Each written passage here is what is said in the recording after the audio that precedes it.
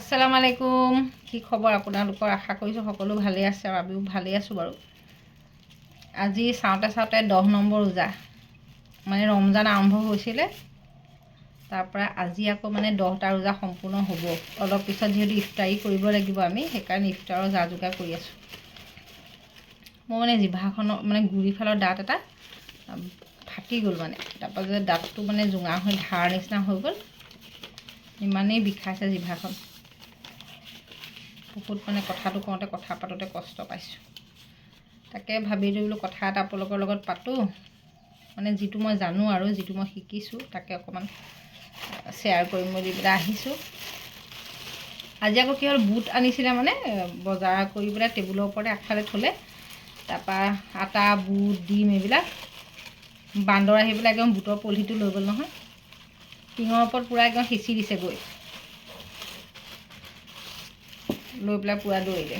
আমাৰ ইয়াত বান্দৰ, এতিয়া মই ভাবিছোঁ চৰকাৰৰ যদি ঘৰৰ মানুহ আহে ইলেকশ্যনৰ আগত, বোলে হেৰি মানে কিনো লাগে আপোনালোকৰ সা সুবিধা, বান্দৰখিনি লৈ যাবলৈহে কম, মানে বান্দৰ নিয়াৰ ব্যৱস্থা এটা লাগে। বান্দৰে আমাক ইমানেই অশান্তি কৰিছে, ইমান জ্বলাইছে। এতিয়া আকৌ বেলেগকৈ বুট কিনি আনি পেলাই আকৌ বনাবলগীয়া হৈছে। মই কিবা এটা কৈ আছোঁ, নাহিবচোন দেই, পাহৰি যাম, ভুল হৈ যাব নহ'ব আপুনি ওলাই। এতিয়া কথাটো হ'ল কিন্তু এইকেইদিন মানে দেখি আছোঁ মোবাইলটোত বহুত হাংগামা এটা হৈছে ইফতাৰৰ প্লেটক লৈ। মানে ইফতাৰ, আমি যে ৰমজানৰ ইফতাৰ কৰোঁ, ইফতাৰ প্লেটখনৰ কথা কোনোবা এগৰাকী মানুহে, মই সেইবোৰ চিনি নাপাওঁ দেই, মই সেইবিলাক মই চবকে নাচাওঁ। মোক যেনেকৈ মানুহে বহুতে নাচায়, ময়ো তেওঁলোকক নাচাওঁ, মোক চাবলৈ ইচ্ছা নাযায় আৰু সেইবোৰ কথা মই শুনিবলৈ নিবিচাৰোঁ।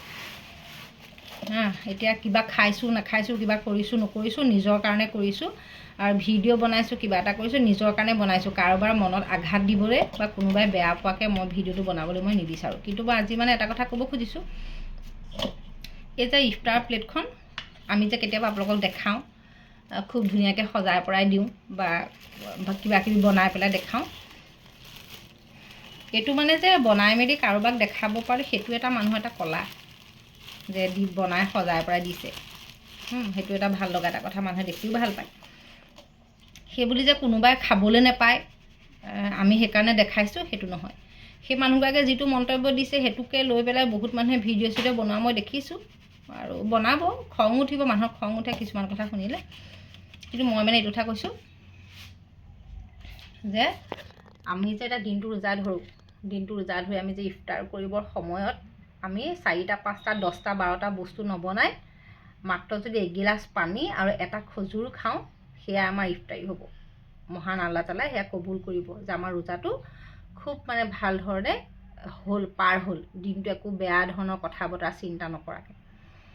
আৰু তাকে নকৰি ধৰি লওক যদি কোনোবাই এতিয়া বনাইছে ন, এতিয়া মানুহৰ এনেকুৱা থাকে, কিছুমান মুখ উচ্চক মানুহ থাকে, মানে কাৰোবাক খাই ভাল লাগে, এতিয়া আমাৰো ভাল লাগে খাই, কিন্তু আমি বনাব নোৱাৰোঁ, কাৰণ আমি সময়ত মানে মন গ'লেও কিছুমান কাম কৰিব নোৱাৰোঁ। মোটামুটি কিবা এটা বনাওঁ আৰু। কিন্তু আমাৰ যেতিয়া ববাহঁত আছিলে, তেতিয়া ববাহঁত থাকোঁতে আমি ভাতকে বনাই দিছিলোঁ, মানে ৰুটি যদি বনালেও ববাহঁতে খাব নোৱাৰে যিহেতু, সেইকাৰণে ভাত তৰকাৰীকে বনাই দিওঁ, তেওঁলোকে তাকে খায়। মই মোৰ নিজৰ কথা কৈছোঁ দেই, আনৰ কথা কোৱা নাই।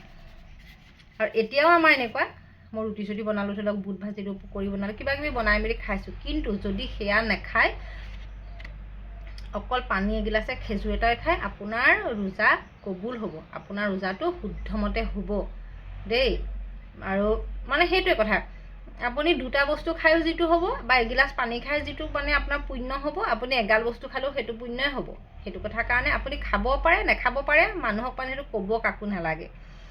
আৰু যিবিলাক মানুহৰ নাই, অৱস্থা নাইকিয়া, আমাৰো এটা সময়ত তেনেকুৱা আছিলে, অৱস্থা নাই মানে কি, যিমানখিনি বস্তু বিচাৰে মনে খাবলৈ সিমানখিনি নাপায়, তেনেকুৱা মানুহটো খুব সাধাৰণভাৱেই দিনটো পাৰ কৰিছে। ৰোজাটো মানে মেইন আমাৰ কামটো হৈছে কিন্তু ৰমজান মাহত যে আপুনি নামাজ পঢ়িব, তচবি ল'ব, যদি আপুনি কোৰাণ শ্বৰীফ পঢ়িব জানে পঢ়িব, দুখীয়া মিস্কিনক সহায় কৰিব, আৰু যদি আপোনাৰ আশে পাশে কোনোবা তেনেকৈ ইফতাৰ কৰিব পৰা ভাল ধৰণে মানুহ নাই, তেনেকুৱা মানুহক আপুনি পাৰিলে এখন ইফতাৰ প্লেট দিয়ক, তেওঁ যাতে ভালকৈ ইফতাৰটো কৰিব পাৰে। সেইটো কথা আচলতে, মানে ৰমজানৰ মেইন উদ্দেশ্য সেইটোৱেই, যে আমি দুখীয়া মিস্কিনক সহায় কৰিব লাগে, যিখিনি আমাৰ আছে সেইখিনি যিখিনি আমাৰ মানুহ, আমি তেওঁলোকৰ মাজত ভাগ বতৰা কৰি আমি ল'ব লাগে। কথাটো সেইটো, বিশেষ একো নাই বাৰু, মই তাকে কৈছোঁ যিখিনি মই জানিছোঁ আৰু মানে শিকিছোঁ। আৰু ইফতাৰ বুলি কোনো স্পেচিয়েলকৈ মানুহক দেখুৱাব কোনো প্ৰয়োজন নাই, আমি দেখাইছোঁ, আমাৰ মন গৈছে মানে, কিন্তু আমি কাকো হেয় প্ৰতিপন্ন কৰিবলৈ বা কাৰোবাৰ মনত আঘাত দিবলৈ এইটো কাম আমি কৰা নাই, নকৰোঁ, কোনোদিন নকৰোঁ। তাকে কৰোঁ আৰু সকলো ভালে থাকক।